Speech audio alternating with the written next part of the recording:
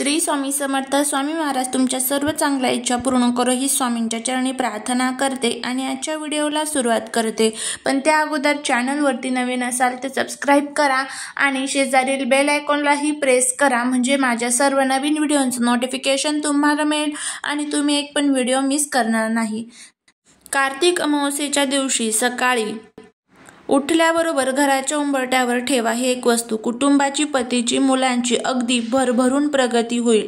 त्याचबरोबर या कार्तिक अमावस्येच्या दिवशी काही खास उपाय सुद्धा आपल्याला करायचे आहेत, जेणेकरून आपले पूर्वज, आपले पितरही आपल्यावरती प्रसन्न होतील आणि त्याचबरोबर माता लक्ष्मी, भगवान विष्णू आपल्याला त्यांची कृपा प्राप्त होईल.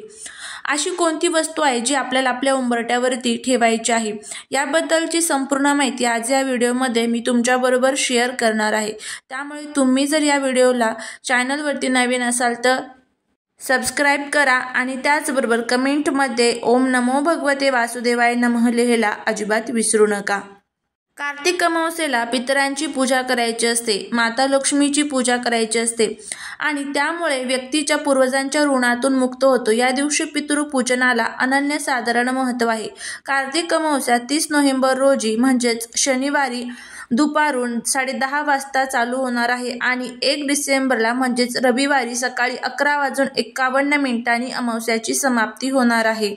कार्तिक अमावस्या 30 नोव्हेंबर 2024 रोजी सकाळी 10:29 प्रारंभ होणार असून 1 डिसेंबर 2024 रोजी सकाळी 11:51 संपेल.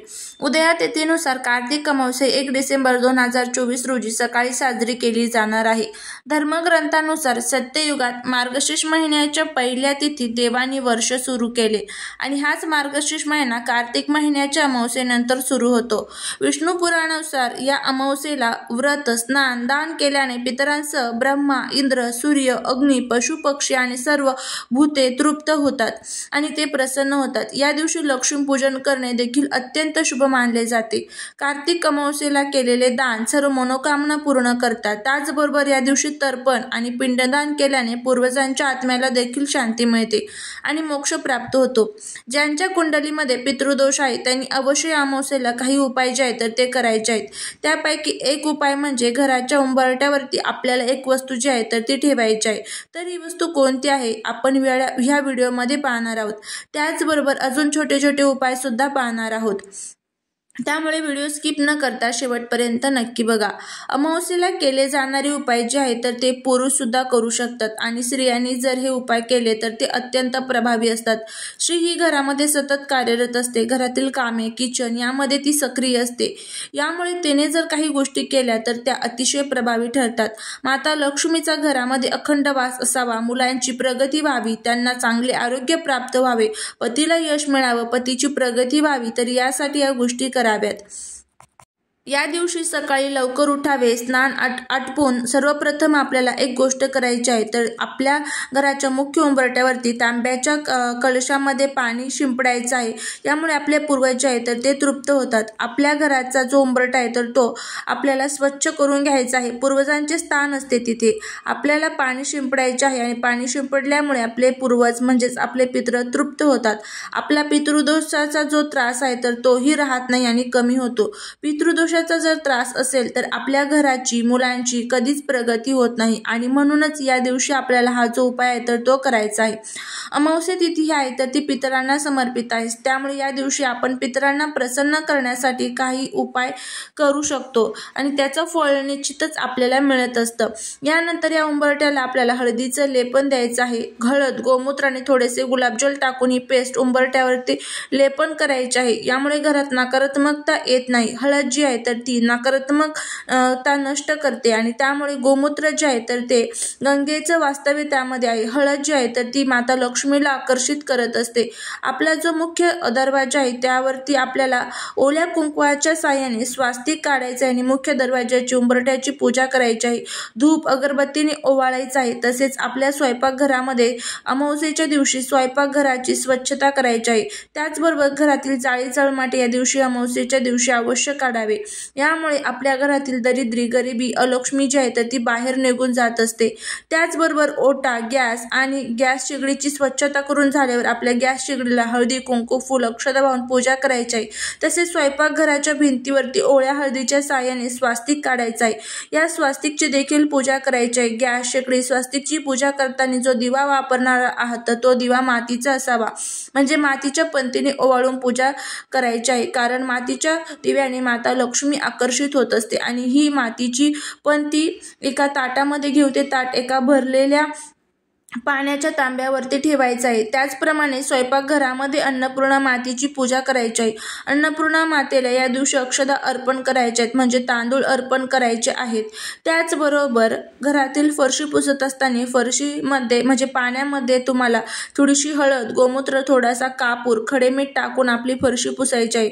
त्याचबरोबर या दिवशी घरातील जे देव आहेत तर ते स्वच्छ करायचे आहेत। घरातील सर्व देव आणि पूजेचे जे साहित्य आहे तर ते देखील अमावस्येच्या दिवशी साफ करावेत। या दिवशी देव स्वच्छ केल्यानंतर देवांना आपल्याला दुधाने अभिषेक घालून देवांना शांत करायचे आहे। यासोबतच या अमावस्येच्या दिवशी घरातील चारही कोपऱ्यांना कापूरचे 2-2 तुकडे टाकायचे आहेत। सायंकाळी आपल्याला आपल्या घरामध्ये कापूर जाळायचा आहे। या कापूर सोबत आपण 2 लवंगा, 2 वेलची, 1 दालचिनीचा तुकडा, 1 तमालपत्र आणि भेटले तर गाईच्या जे शैलाचा म्हणजे शेणाचा जो तुकडा असतो ज्याला गौरी म्हणतात तर ते जाळायचं आहे। आणि याचा धूर सर्वत्र घरभर पसरून धूप आरती तुम्हाला घराच्या मुख्य दरवाजाच्या उंबरठ्यावरती नेऊन ठेवायचे आहे। या दिवशी आपल्याला बाहेरच्या कोणत्याही व्यक्तीकडून काहीही खायचे नाहीये आणि आपले शत्रू आहेत तर त्यांच्याकडून कोणतीही वस्तू खायची नाहीये किंवा घ्यायची नाही। बाहेरचे शक्यतो या दिवशी टाळावे। या दिवशी आपल्याला आपल्या घराची नजर काढायची आहे। तुम्ही ही नजर आहे तर ती मीठ मोहरीने देखील काढू शकता। लाल सुक्या मिरच्या आणि 3 खडे मिठाचे तुकडे देखील याने सुद्धा तुम्ही ही नजर आहे तर ती काढू शकता आणि त्यानंतर ते सर्व साहित्य अग्नीमध्ये टाकायचे आहे। त्याचप्रमाणे या दिवशी पिंपळाच्या झाडाला जल अर्पण करावे। पिंपळाच्या झाडाखाली मोहरीच्या तेलाचा दिवा लावावा, ज्यामुळे आपल्याला पितृदोषाचा आणि शनिदोषाचा त्रास होत नाही। त्याचबरोबर या दिवशी आपल्याला तुळशी मातेला देखील 11 प्रदक्षिणा घालायच्या आहेत। प्रदक्षिणा घालताना ओम नमो भगवते वासुदेवाय या मंत्राचा जप करावा। या दिवशी आपल्याला यथाशक्ती दानधर्म जे आहे तर ते करायचं आहे। अमावस्येच्या रात्री आपल्याला झोपण्यापूर्वी आपल्या पाणी पिण्याच्या माठाजवळ एक दिवा लावायचा आहे। यामुळे आपले पितृतृप्त प्रसन्न होतात आणि स्वयंपाकघरातील पिण्याच्या पाण्याच्या माठाजवळ पितरांचे स्थान असते, म्हणून पितृशांतीसाठी एक दिवा नक्की लावायचा आहे। त्याचबरोबर या दिवशी आपल्या देवघरामध्ये तुपाचा दिवा लावून त्यामध्ये थोडे केसर किंवा थोडी हळद नक्की टाकावी, यामुळे माता लक्ष्मी प्रसन्न होते। तसेच घरामध्ये लक्ष्मीचे आगमन व्हावे म्हणून या दिवशी देवघरातील शंख, पिवळे तांदूळ आणि त्याचबरोबर माता लक्ष्मीला प्रसन्न करण्यासाठी तिच्या मंत्रांचा जप करावा। या दिवशी मुंग्यांना साखर खाऊ घालावी, ज्यामुळे आपल्या घरामध्ये सुख समृद्धी येते। त्याचबरोबर या दिवशी आपल्याला माशांना गव्हाच्या पिठाचे गोळे खाऊ घालायचे असतात, याने धनप्राप्ती होते। पक्ष्यांना धान्य खाऊ घालावे, गायीला चपाती खाऊ घालावी, त्यावरती एक गुळाचा खडा ठेवून ही चपाती अवश्य खाऊ घालावी, ज्यामुळे आपल्या घरामध्ये धनाची कमतरता राहत नाही आणि आपल्या संपत्तीमध्ये वाढही अवश्य होत असते। तसेच या दिवशी महादेवांना जलाभिषेक करून बेलपत्र आणि शमीची पाने अवश्य अर्पण करावी, कन्हेऱ्याची फुलं अर्पण करावी, यामुळे जीवनातील अनेक समस्या नष्ट होत असतात। त्याचप्रमाणे शिवपिंडीवरती तीळ अर्पण केल्याने आपले पितर जे आहेत तर ते शांत होतात आणि पितृदोष नष्ट होत असतो। कामामध्ये सतत अडचणी येत असतील, कामे सतत रखडलेली असतील तर देवांना दूध साखरेचा नैवेद्य अवश्य आपल्याला दाखवायचं आहे। त्याचबरोबर रात्री झोपण्यापूर्वी आपल्याला महामृत्युंजय मंत्राचा 108 वेळेला जप करायचा आहे। या दिवशी आपल्याला काळ्या रंगाचे वस्त्र चुकूनही परिधान करायचे नाही। या दिवशी नखे कापू नयेत, त्याचबरोबर केस कापू नयेत, तसेच या दिवशी कोणत्याही शुभ कार्याची सुरुवात करू नये।